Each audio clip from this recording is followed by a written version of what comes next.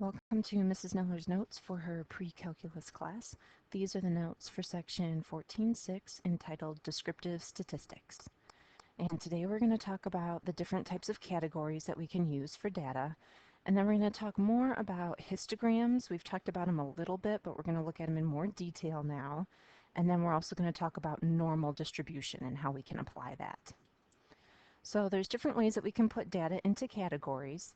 Basically, there's two types of data. There's numerical, which is anything that can be represented with a number, like age, height, cholesterol levels, grades, etc. And then there's categorical, and that's basically anything that you can describe with words.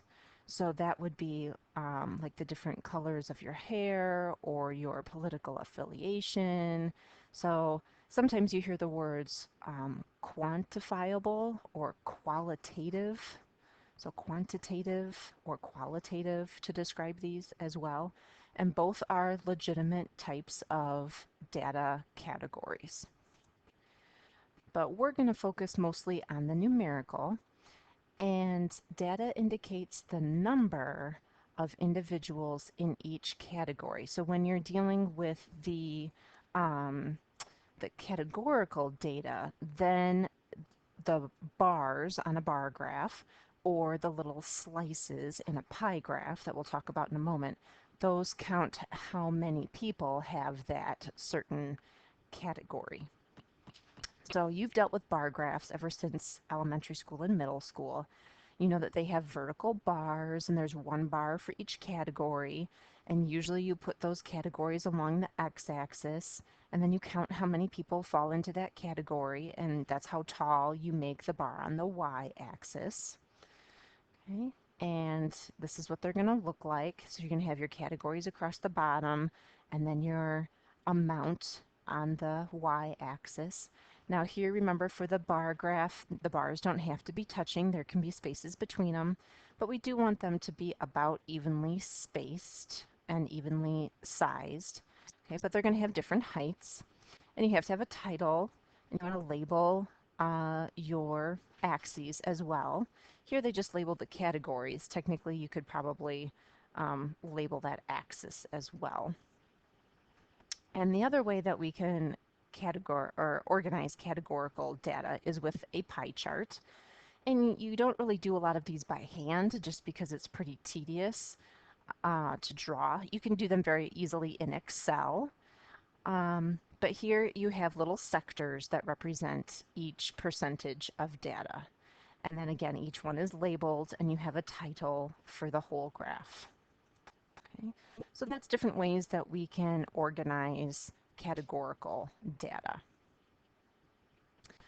Now, when we're dealing with histograms, we've already talked about histograms before, but now we're going to talk about them in a little more detail.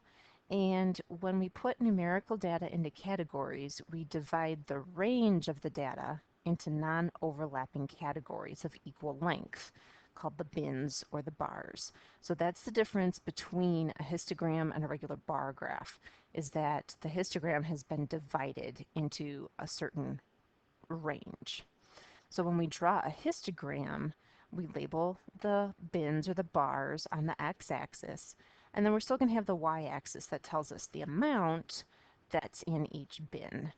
And that's why we make the frequency table, because the frequency table tells us how many are in each little bin or each little category.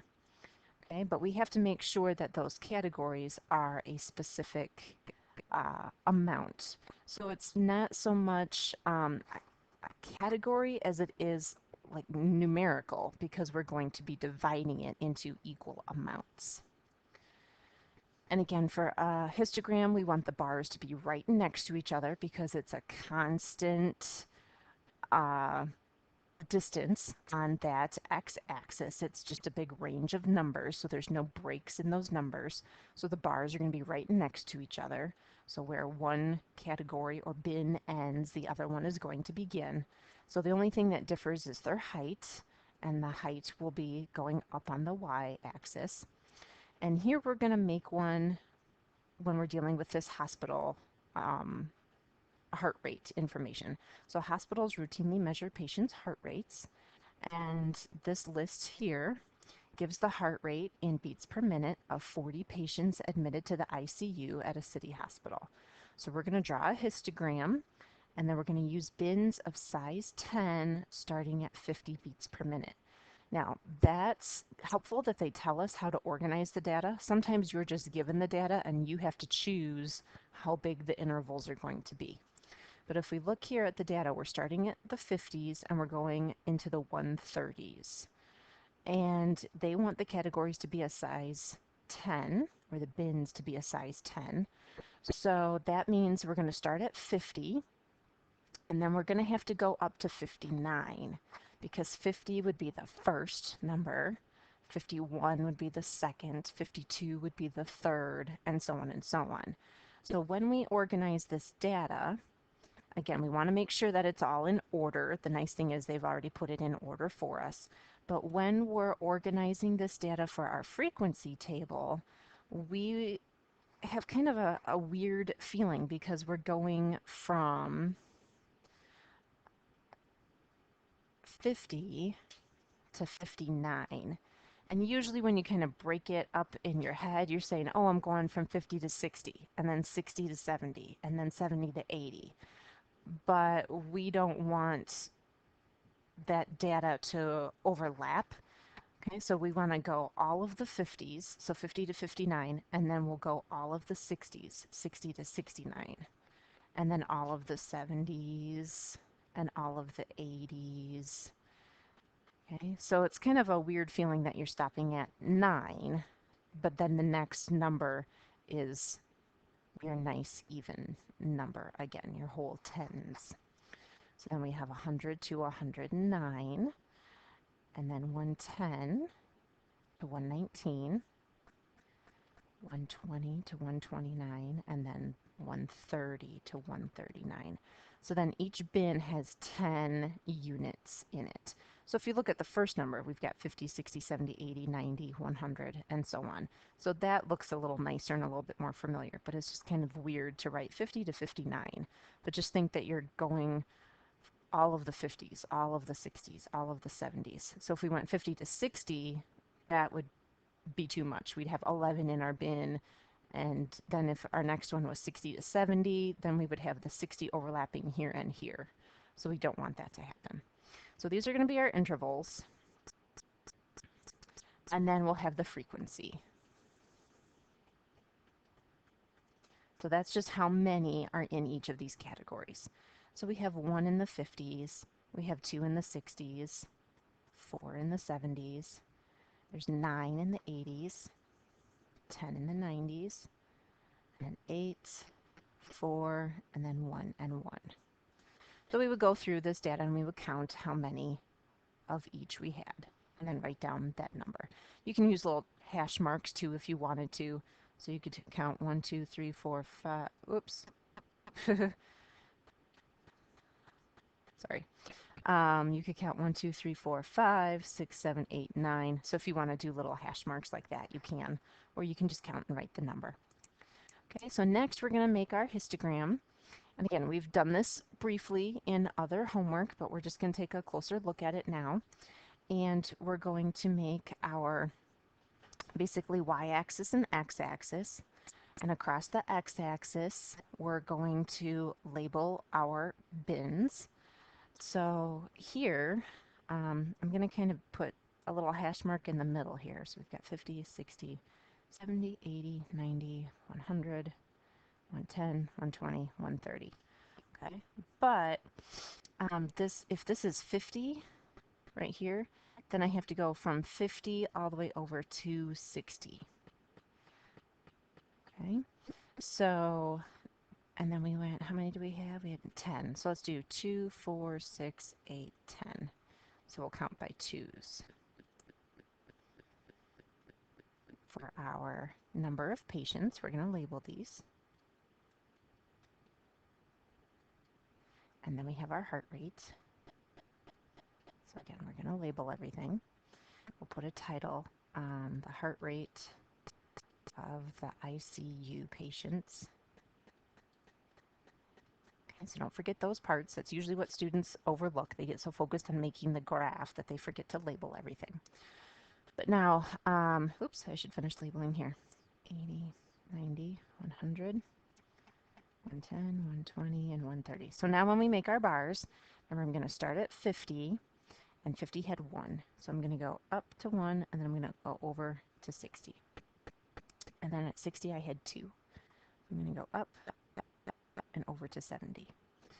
So it's like each bar ends where the next one begins. So then for 70, how many do we have? 4. So I'm going to go up to 4. When you do this by hand, it might look a little sloppy. If you want to use graph paper, you can. Then we had 9 for the next one. So right about there.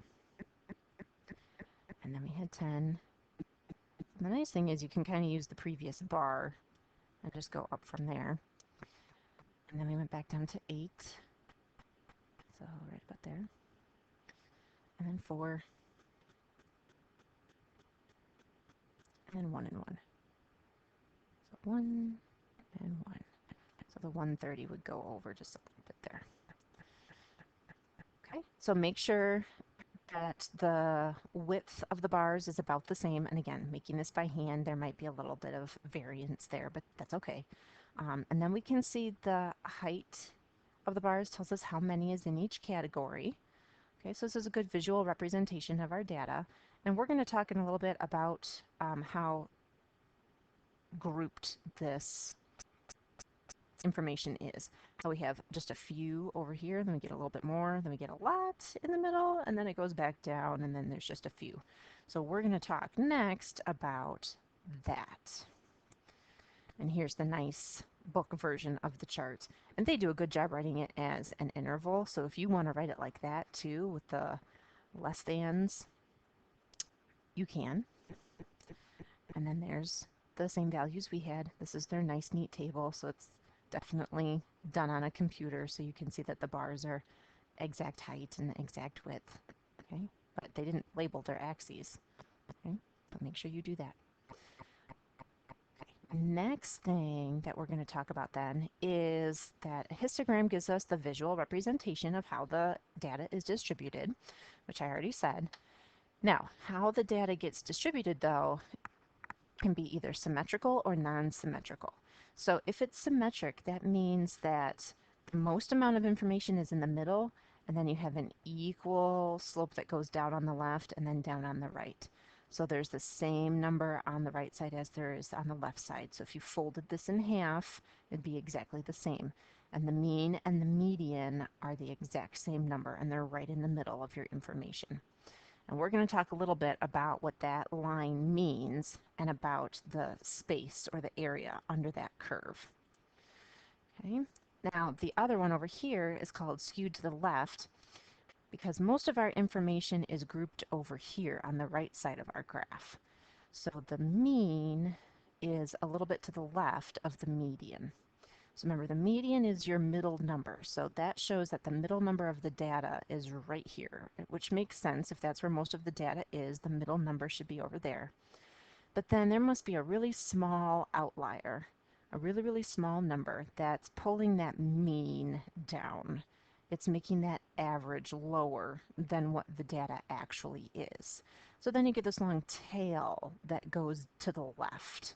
So that's why we say that this is skewed to the left, because the mean is to the left of the median, and you've got the long tail that goes to the left. And then the same thing over here, except it's skewed to the right. So we flip-flop it. So most of our information is going to be grouped here on the left side, and we can see our median, our middle number is right here. And then we must have a really big outlier, and that's raising our average. It's raising our mean and pulling it to the right. So then we have this long tail that goes to the right to get to that very last value. So that's how we know we're skewed to the right, where that tail goes. And again, it's because the mean is to the right of the median. And again, that median is going to be important in just a few slides here. Maybe it's on the next one even. Okay, so the previous heart rate data is approximately symmetrical. So if we look at this bar graph or this histogram again, you can see how it's almost perfectly symmetrical. We've got one more value here than we did here, but the first and the last bar are the same. The third and the next to last, or third from last, are the same. Got a little bit more here in this bar than this one, but this middle one is 10, okay? So it's almost perfectly symmetrical. It's maybe skewed, so there's more data on the left side, so that means it would be skewed to the right. So it could be slightly skewed a little bit, but it's approximately symmetric. And then, like I said, if the histogram has a long tail to the right, we say it's skewed to the right. If there's a long tail to the left, we say it's skewed to the left. And again, that tail here is this part, that part that swoops down and keeps going for a long distance. And now here, this is what we really want to get to, this part. Since the area of each bar in the histogram is proportional to the number of data points in that category, it follows that the median of the data is located at the x value that divides the area of the histogram in half. So that's pretty cool. So this median then is dividing the area under the curve in half. And when you get to calculus, you'll talk about how to find the area under a curve. But this median divides it in half. So that means this area here is the same as this area here under the curve. And you can really see that in the symmetrical part, because if we folded it in half, it would be exactly the same. And here, the area on the left side of the median, that area under the curve, would be the same as this area under the curve. So that middle value, since everything's proportional, it's dividing the area under the curve in half. So that's pretty cool. Okay, and we've talked about how the extreme values can have an effect on the mean. So those outliers, those are our extreme values, the outliers. They either pull the mean or the average up, or they pull it down, so that skews your data either to the left or to the right. Okay, so if the data is skewed to the right, the mean is to the right of the median. If the data is skewed to the left, the mean is to the left of the median. And so we've talked about that already too. Okay. So now our last concept then is normal distribution. And there's some equations here. We're not really going to focus too much on using these equations, but they do talk about them. And what we need to talk about is when we're dealing with those curves of the data, and if they're normal curves, if they're symmetrical or almost symmetrical, most real-world data is going to be distributed in that way. Not that it'll be symmetrical, but when it is symmetrical, we call that a standard normal distribution. And then here's the equation for that. Okay. And we've talked about standard deviations, so we'll talk about that again in a moment coming up. But if the distribution has a mean of 0 and a standard deviation of 1, then normal distributions with different means and standard deviations are modeled by shifting and stretching that function. So we can take the previous function for our standard deviation and we can adjust it to account for being shifted to the left or to the right, or how much we're stretching it up or down. Okay. So this is dealing with our normal curve, our standard normal curve, that symmetrical one. So this picture here, this shows us lots of different curves that are normal. And usually when you have that normal curve, that symmetrical curve, that's referred to as the bell curve, which I'm sure you've heard of that phrase before. And that just means that it's the same on the left side, and then it goes up, and most of your information is in the middle, and then it goes down with the same slope to the right side. So all of these colored curves here, these are all standard symmetrical bell curves. They have normal distributions, okay? They're just centered around different parts of the graph. So the blue one and the red one and the purple one, they're all centered around the y-axis, but they all have normal curves to them. They just have different heights. And the green one has a different height, but it's still normal. It's just centered around -2 instead of being centered around 0. Okay? So then we can use that information, the information we were talking about here, with our standard normal distributions, and we can apply it to those normal symmetrical bell curves. So it can be shown by using calculus that any data that is normally distributed, about 68% of the data is going to be within one standard deviation of the mean. So that middle part of the graph is going to be the mean, which should make sense. If it's normally distributed, if you add them all up, divide by how many you are, you're going to get the average. You're going to get that middle number. Okay, so 68% is either one standard deviation above or below the mean. 95% is going to be 2 standard deviations, and 99.7 is going to be 3 standard deviations above or below. So for normally distributed data, the proportion of the data between any two values is completely determined by the mean and the standard deviation. So let's look at this next picture because this helps it make a lot more sense. Now they have some different symbols here, okay? They have this middle value here in our normal curve, our nice bell curve. This value here is going to be your mean. So this little notation stands for the mean. That's your average. And then remember we have our other little symbol. Okay, that's going to be our standard deviation.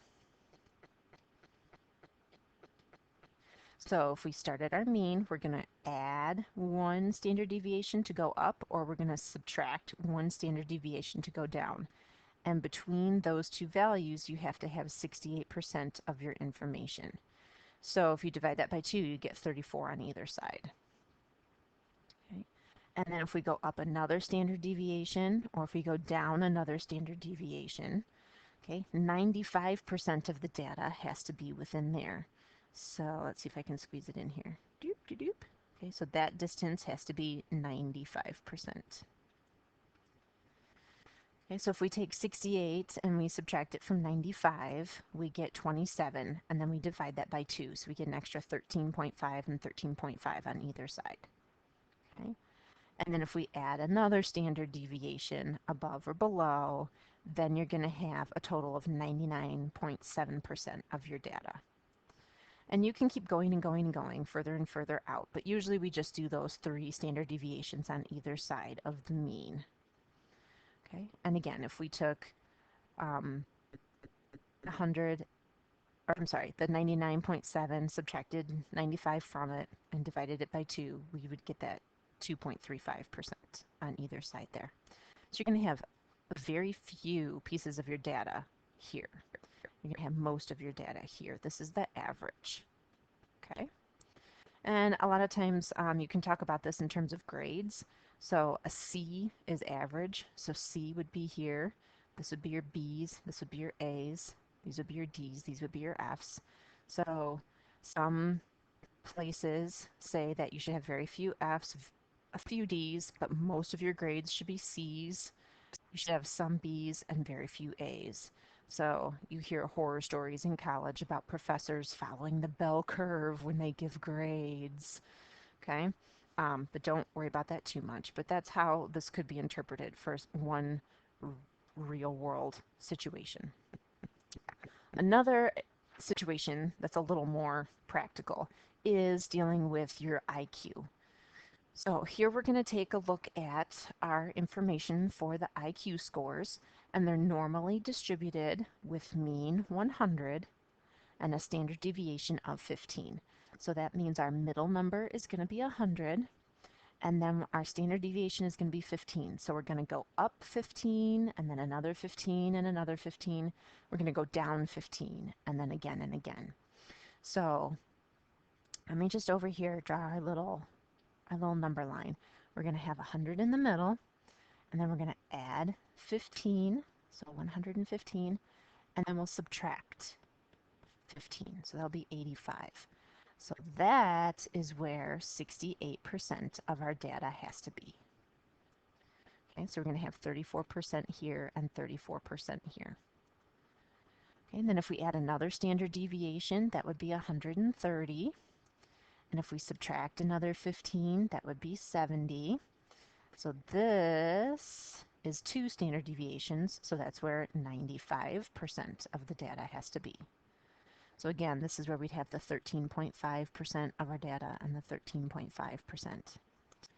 And then if we add another 15, we'll end up with 145. So that's a really high IQ.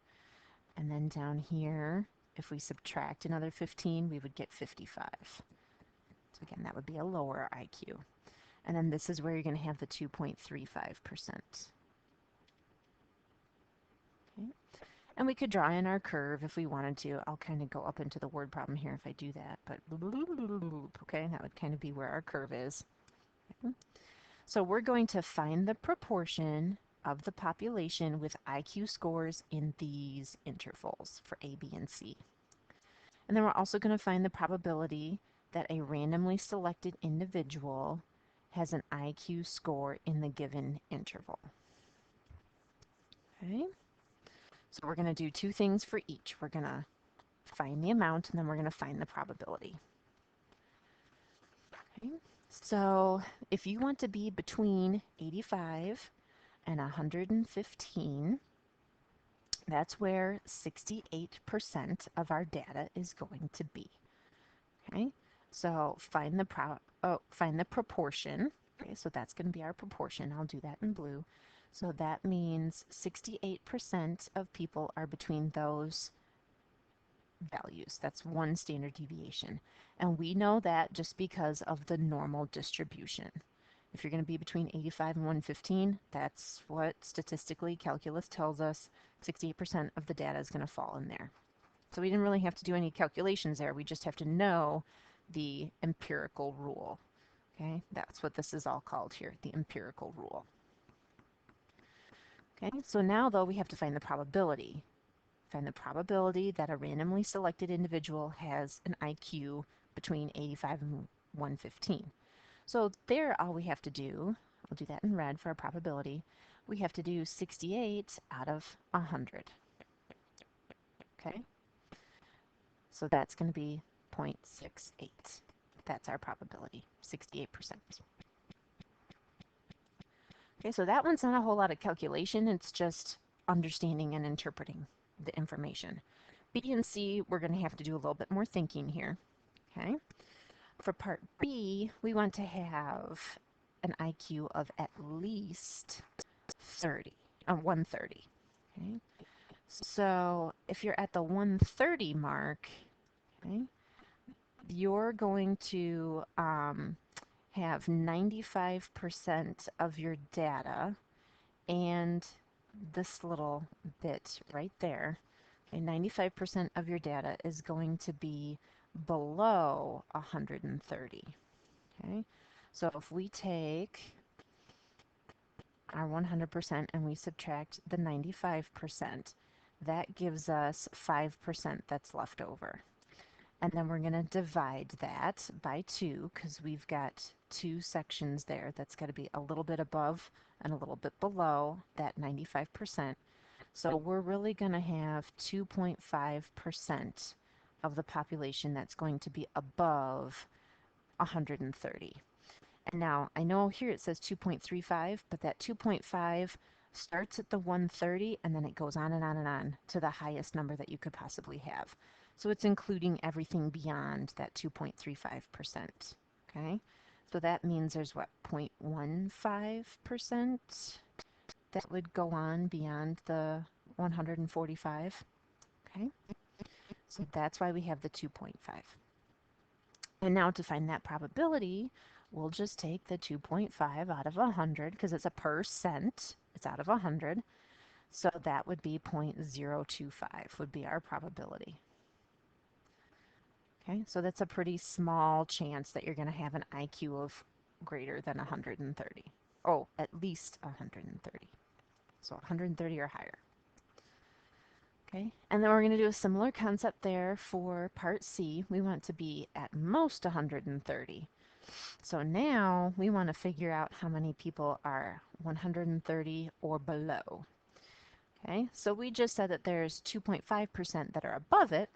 So we'll take, let me do this in blue again, we'll take our 100% and we'll subtract that 2.5%, and then we get the 97.5% that are going to be at most 130. So 130 is here, and if 2.5% are above it, then everything else below it has to be 97.5. And then again, to find that probability, we'll just do the 97.5 out of 100 because it's percent. So we get 0.975. So basically, you're just making that percent into a decimal. You just move the decimal over two places. Okay? And the next few slides here, they describe that. So if you want to read through that explanation, if my explanation was a little confusing, you can read through the explanation here. But it shows the work that we were doing, and it shows the little pictures of the bell curve. Okay? And then here again, it talks about how the empirical rule has 95% of the population between two standard deviations. Okay, and explains how we get the 2.5%. Okay, and there again, it talks about how that whole area above 130 that's kind of shaded, it's really hard to see right there, but it's shaded. Everything is 2.5%. Okay. And then here it talks about how we're finding everything below it. So everything's shaded below 130. Again, it's shaded right there, even though it's really hard to see. Okay. So that's how we're going to imply or apply the empirical rule to a curve. And again, we get that curve because of a histogram that has a standard distribution to the data. Okay. So work through this homework carefully. Make sure that you're really comfortable with that empirical rule and knowing that you have the mean and then one standard deviation above and below, or two or three above and below. Know the percents for each category. Okay, and then you're going to have some questions about data being skewed, and is it skewed to the left or to the right? Okay, you might have to make some histograms. Check the odds in the back of the book. Remember, it's all worked out on the class website. And if you have questions, come on in and see me before school.